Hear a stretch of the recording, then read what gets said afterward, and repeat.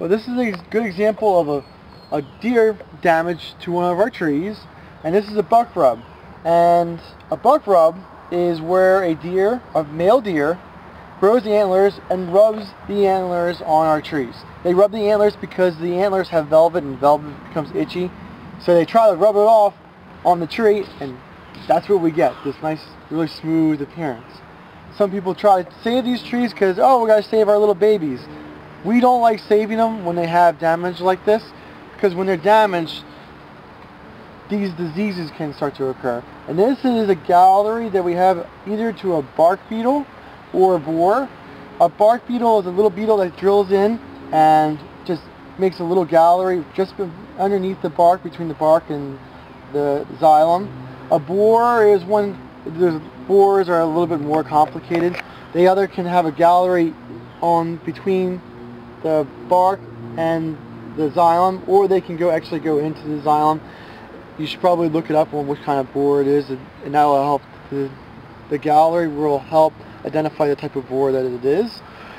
Going back to the buck rub, the reason that we think that it's bad for buck rubs is that a buck rub hits against a tree, and once it rubs against it, it's a lot of stress it puts on the tree. It's an injury it puts on the tree, and the tree becomes stressed and becomes weakened. And after it becomes stressed and after it becomes weakened, bugs and insects and diseases can then start attacking those trees.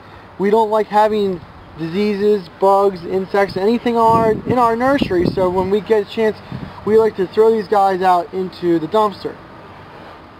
When we have something of a bug that attacks a tree, there's a couple of different ways we identify it. If the bug is attacking a dead portion of the tree, we call that a saprophyte. If it's attacking the live portion, we call that a parasite. Parasite means it's eating something that's alive. A saprophyte means it's decomposing something that's already dead. Some people like, oh, saprophytes are okay, but that's not always true. Some saprophytes have an ability to become parasites, and when they have that ability, we add the word facultative to the name of it. If we say that there is a facultative parasite, facultative means it has the ability to become, it means that we have a saprophyte that has the ability to become a parasite. So when we have a saprophyte attacking one of our trees, we usually label that as a facultative saprophyte, or a facultative parasite, because it has the ability to become something else. So when we have these diseases, we don't want them in our nursery, and we just try to eliminate the whole issue by throwing it out. And did you stay at the Holiday Inn Express last night? No, I did not. I just know it. Okay. All right. Thank you, Mike. Thank you. One tree that is seldom damaged by deer in your landscape is a multi-stemmed river birch tree. Single stems do get damaged hard, but multi-stems seem to thwart off the deer. It's also a great addition for your landscape. Another tree that we recommend for deer-infested areas is the green giant arborvitae. As long as the deer population isn't real high and they're real hungry, the green giant makes it through most cases with very little damage by deer. Since it grows so fast, if the deer do browse it a little bit, it seems to grow back. Plus, it has a bitter taste for the deer, and the deer, therefore, leave it alone. At our farm, we can recommend to you many kinds of trees that offer deer resistance.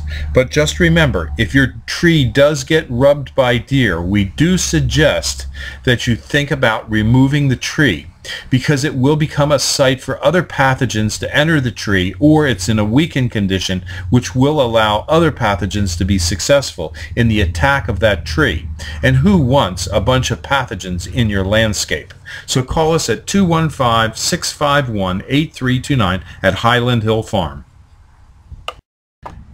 If you have questions about trees and shrubs, give us a call at Highland Hill Farm at 215-651-8329 or email us at bill@highlandhillfarm.com. If you like this video, I hope you subscribe, and please go to the subscribe button and subscribe to our videos. Thank you. Have a nice one. Bye-bye.